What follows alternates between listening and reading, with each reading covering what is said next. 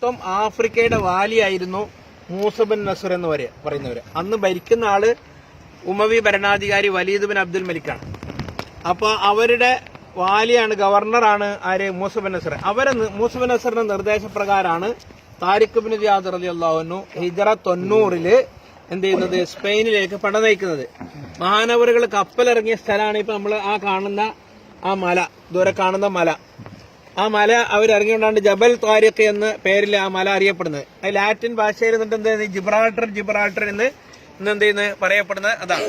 അപ്പൊ ഈ സ്പെയിനിന് ആ കാലഘട്ടം മുതൽ ഇസ്ലാമിലേക്ക് സ്പെയിന് കടന്നു വന്നപ്പോ ഒരുപാട് ചരിത്രങ്ങൾ നമ്മളോട് പറയാനുണ്ട്. 800 വർഷക്കാലം മുസ്ലിങ്ങൾ ഈ നാട് ഭരിച്ചിട്ട് ആയിരക്കണക്കായ വലിയ വലിയ മഹാരഥന്മാരായ പണ്ഡിതന്മാർക്ക് ജന്മം നൽകിയ നാടാണ്. മുഹമ്മദ് ബിൻ മാലിക് റളിയല്ലാഹു തആല തങ്ങളെ പോലെ ഇമാം ഖുർത്തുബി റളിയല്ലാഹു തആല അങ്ങനെ തുടങ്ങിയ ഒരുപാട് മഹാന്മാര്. അന്ന് യൂറോപ്യന്മാർക്കൊക്കെ വിജ്ഞാനവും അറിവും കാര്യങ്ങളൊക്കെ ഒരു വിഷയവും അറിയാത്ത കാലത്ത് അവിടെ മുസ്ലിങ്ങൾ പോയി ഉണ്ടാക്കിയ യൂണിവേഴ്സിറ്റിയാണ് ജാമിയത്ത് ഖുർത്തുബ കൊറഡോവ യൂണിവേഴ്സിറ്റി. ആ കൊറഡോവ യൂണിവേഴ്സിറ്റിയിൽ വന്നിട്ടാണ് പിന്നെ യൂറോപ്യന്മാരെ ആൾക്കാരൊക്കെ എന്ത് ചെയ്ത് വിജ്ഞാനം അറിയോ അതിന്റെ പ്രാധാന്യവും മനസ്സിലാക്കി മുസ്ലിങ്ങളിൽ നിന്നാണ് എന്ത് ചെയ്തത് പഠിച്ചു വന്നത്. പിന്നെ മുസ്ലിങ്ങളുടെ പിടിപ്പുകളും കാര്യങ്ങളും പലതും കൊണ്ടും കാലാന്തരങ്ങളിൽ എന്ത് ചെയ്തു ആത്മീയമായ വിഷയങ്ങൾ വിട്ടുനിന്നപ്പോ എന്ത് ചെയ്തു അവരുടെ കയ്യിൽ നിന്ന് സ്പെയിന് നഷ്ടപ്പെട്ടു പോയി.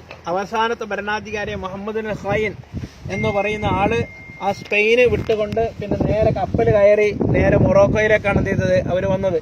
നമ്മളിന്ന് കാണാം കപ്പലുകൾ ഇങ്ങനെ ചെറുക്കപ്പലും കാര്യങ്ങളും ഇങ്ങനെ അങ്ങോട്ടും ഇങ്ങോട്ടും പോയിക്കൊണ്ടിരിക്കുന്ന ജങ്കാറ് പോയിക്കൊണ്ടിരിക്കുന്നത് കാണാം. നമ്മുടെ കയ്യിൽ വിസ ഉണ്ടെങ്കിൽ ഈ മൊറോക്കോയിൽ നിന്ന് എവിടത്തേക്ക് പോവാം? സ്പെയിനിലേക്ക് യാത്ര ചെയ്ത് പോകാൻ പറ്റുന്ന അരമണിക്കൂറിന്റെ യാത്രയാണ് ജങ്കാറിന്. സ്പീഡ് ബോട്ടിലൊക്കെ പോകണ 10 മിനിറ്റ് കൊണ്ട് എത്തിച്ചേരാവുന്ന ദൂരാണ് അത്. മുഹമ്മദ് ബിൻ മാലിക് റളിയല്ലാഹു തആല അൻഹു സ്പെയിനിൽ ജനിച്ചു എന്ന് നമ്മൾ അൽഫിയ ഓതി പഠിക്കുന്ന കാലത്ത് പഠിച്ചിട്ടുണ്ട്. ഇവിടെ പിൽക്കാലത്താണ് സ്പെയിന് കാണാൻ വേണ്ടി പോയ അല്ലാമ ഇഖ്ബാല് ജാമിയ ഖുർത്തുബയിൽ നിസ്കരിക്കാൻ നിന്നപ്പോ അവിടുന്ന് പാറാവുകാര് പിടിച്ച് പുറത്താക്കി. അദ്ദേഹം ആ വേദനയിലാണ് സ്പെയിനിലേക്ക് ഇങ്ങനെ തിരിഞ്ഞു നോക്കിയിട്ട് പാടിയത് ഏ ഗുൽ സിത്താന അന്ദുലുസ് ഓദിൻ ഹയാദ് തുജിക്കോ താ തേരി ഡാലിയോ മേ ജബ് ആശിയാം ഹമാര ഏ ഗുൽ സിത്താന അന്ദുലുസ് സ്പെയിനിലെ സോട്ടമേ ഓ ദിൻ ഹയാദ് തുജിക്കോ. ആ ദിവസം നിനക്ക് ഓർമ്മയുണ്ടോ? താ തേരി ഡാലിയോ മേ ജബ് ആശിയാം ഹമാര. മുസ്ലിങ്ങളാകുന്ന ഞങ്ങള് നിന്റെ തോട്ടങ്ങളിലെ വൃക്ഷശാഖാരങ്ങളിൽ കൂടുവെച്ച് താമസിച്ച ഒരു കാലം ഉണ്ടായിരുന്നു. 800 വർഷക്കാലം മുസ്ലിങ്ങൾ ഭരിക്കുകയും എല്ലാം പിന്നെ യൂറോപ്യന്മാർക്കൊക്കെ എല്ലാവർക്കും പഠിപ്പിച്ചൊക്കെ കൊടുത്ത ആ നാട് എന്നേക്കുമായി മുസ്ലിങ്ങളുടെ കയ്യിൽ നിന്ന് നഷ്ടപ്പെട്ടു പോയി. അതിന് പിന്നെ മുസ്ലിങ്ങളെ വഞ്ചിച്ചത് ആരാണ്?